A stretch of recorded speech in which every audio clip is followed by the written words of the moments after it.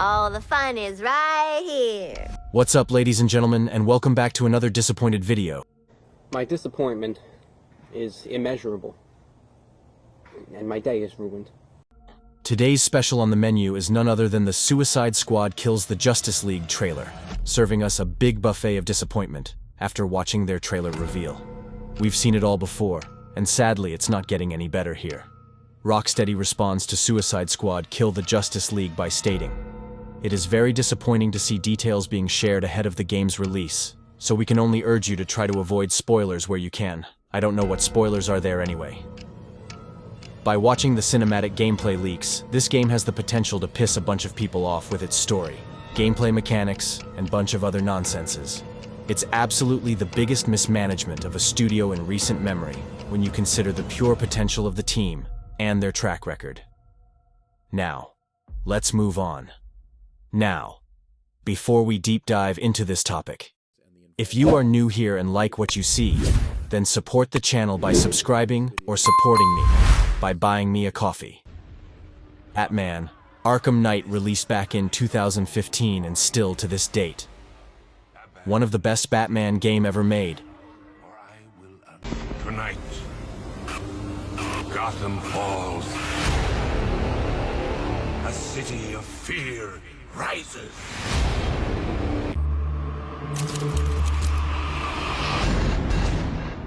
City's overrun. We don't stand a chance.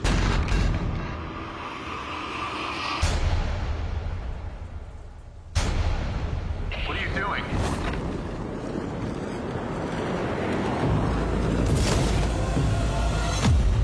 Evening the odds.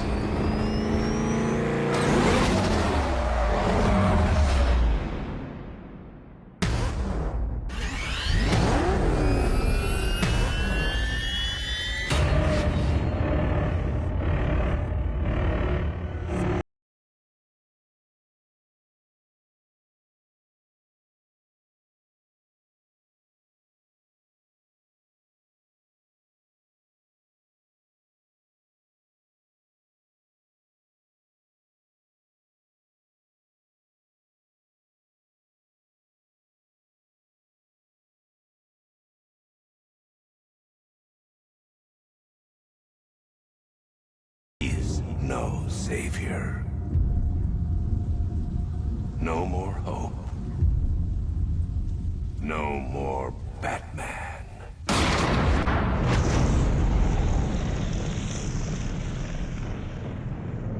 Batman Arkham Knight is a masterpiece. So, let's get into it. For starters, why does Metropolis look like stylized with neons everywhere? Reminds me of Gotham imposters, would prefer they just remake this Metropolis. Something felt off to me, and honestly is hard to believe this is the Metropolis from the Arkhamverse, or from any other Batman Arkham games. When the Arkham Knight ended, we saw a more aggressive and badass Batman form in the ending. I was hoping to see new Batman, Arkham Knight sequel, that Rocksteady would release after. Rocksteady could have put out Arkham Knight sequel absolute, another banger single-player game. After Arkham Knight. Instead, we have Gotham Knights. In 2022, which no one wanted, but this was not developed by Rocksteady. Anyway, the game was below average. Everything from the story, character, gameplay, the skill tree, music is just kind of mediocre. Not great or bad in any way. Gotham Knights was poorly designed game from top to bottom. A loot system that was made more complicated than necessary with the ridiculous mods. A horrendous reliability on copy and paste for nearly everything in the game. For example, all of the locations, enemies, activities, etc. Although, the character designs was good, with unimpressive combat and a crap traversal system. Last but not least, being sold as a full $70 next-gen game with no 60 FPS, unpolished and blatantly slapped together elements for it to make launch. If the game is on sale for $10 or $20, I would recommend you to play at least one playthrough of Gotham Knights. I don't think there will ever be a sequel. The expectations was very low, sales weren't high, and quite a few of the creative heads at WB Montreal have already left the company. Now, coming back to the topic, from my point of view. If Deadshot is the guns guy, Sharkman is the close combat guy. Harley Quinn had a baseball bat in hand, and if Captain Boomerang had a boomerang in his hand or something, if what I said was right, that each character plays differently here. But I am skeptical here, because there wasn't any decent chunk of gameplay shown that each character has different distinct playstyle from one another. Now, I know all 4 characters gets new traversal. Gadgets to traversal Metropolis how they wanted to, but Gotham Knights did the same thing with all of their 4 characters. And someone try to explain me in the comments below what is distinct combat means. I desperately need to know what does this distinct combat means. Please. Seems like all of them primarily uses guns though. I'm sure they have different weapon specialties and they do have different character abilities, like Deadshot has an aimbot of some sort, Boomerang has gadgets, King Shark and Big AoE, melee, etc. But the core gameplay loop for each character seems to be different levels of guns to play here. Why? Obviously that makes sense for Harley and Deadshot, but it was just jarring to see the giant invincible shark use a gun instead of more like the Hulk, smash everything he sees like Hulk smash in the Avengers movie. Enough! You are all of you beneath me. I am a god, you dull creature, and I will not be bullied by that.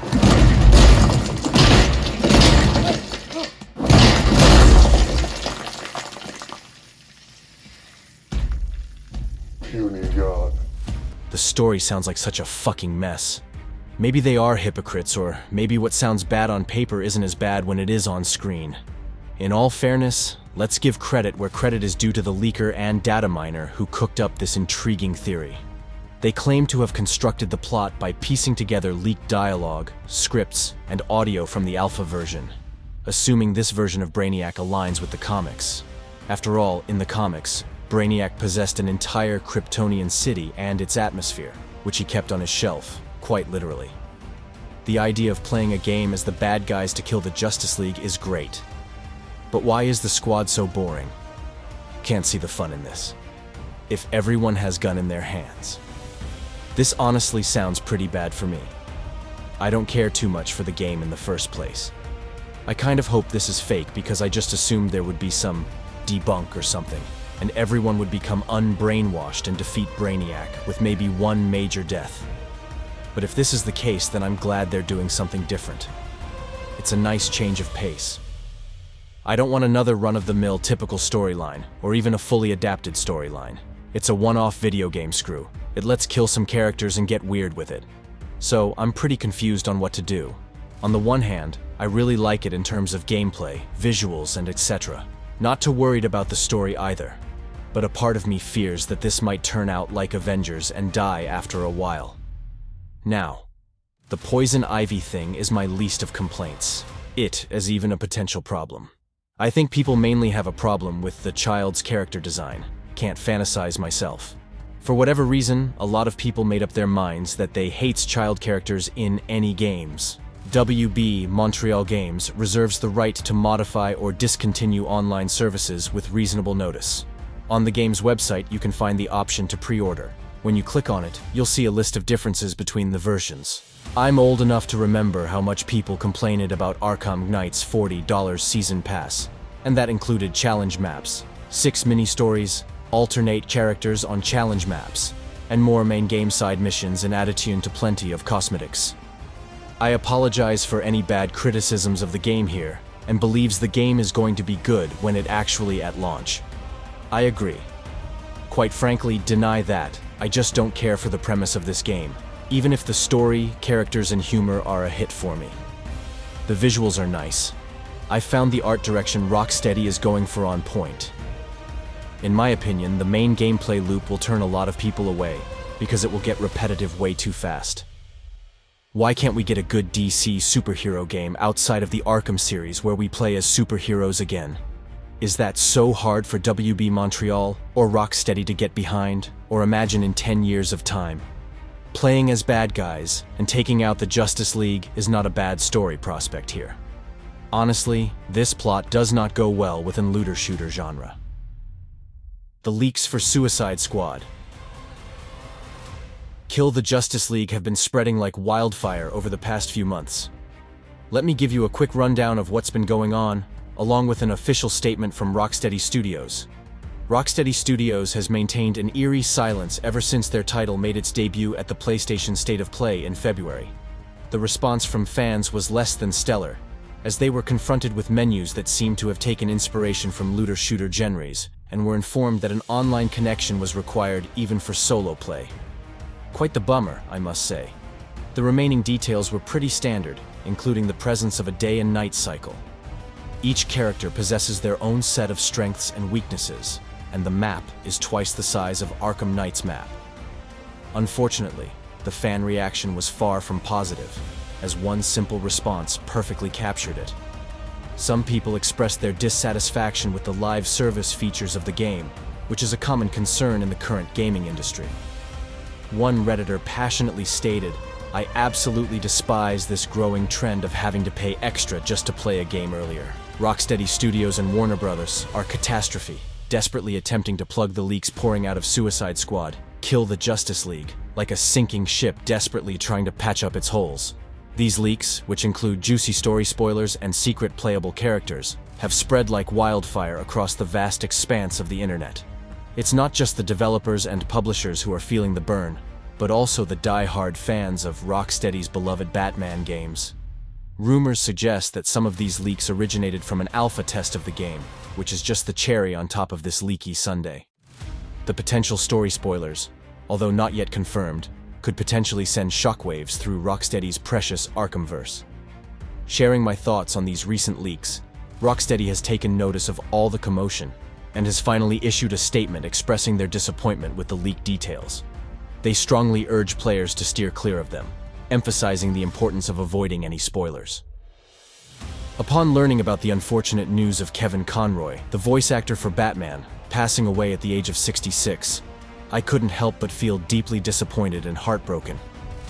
It is truly saddening to hear this, as he was, and will remain, an iconic figure in my eyes. His portrayal of Batman has always been my favorite. Arkham Asylum to Arkham Knight are some of the greatest games, are undoubtedly the finest comic book games out there. They have set the benchmark that any new comic game should strive to achieve.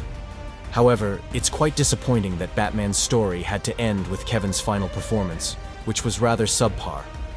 I understand that they couldn't have predicted his death, but they could have wrapped up the story by utilizing Flash's ability to alter the timeline through Flashpoint. I don't know how Rocksteady introduces a storyline like this. The only thing I'm worried about is them screwing up the story that has already been established, and maybe the gameplay, but since we don't know what it might look like, and I am not thinking much about it for now, to be honest. What I think about how the gameplay style of Suicide Squad Kill the Justice League will be, my first guess is, it's going copy the traversal just like in Gotham Knights. For example, Deadshot's jetpack will be like the glide power from Gotham Knights' Nightwing Glide. My second guess is, the world's constantly changing, so either progress with it or get left behind being a dickhead. What I mean is the game is described as a always online service with battle passes and microtransactions, aiming to keep players engaged for a while. Because after 1 year later, Rocksteady going to drop support for the game because they moving on other deadline projects. In conclusion, we don't have any proof. Here to what works or breaks here. Rocksteady has been working on this game for almost 10 years. This game will absolutely flop. They aren't making a Arkham Knight quality game. Here, they've spent 10 years on a looter shooter. I'll see when it actually launches, I guess, but doesn't seem that appealing to me. Thank you for watching. Don't forget to like and subscribe for more exciting content. Until next time, peace out.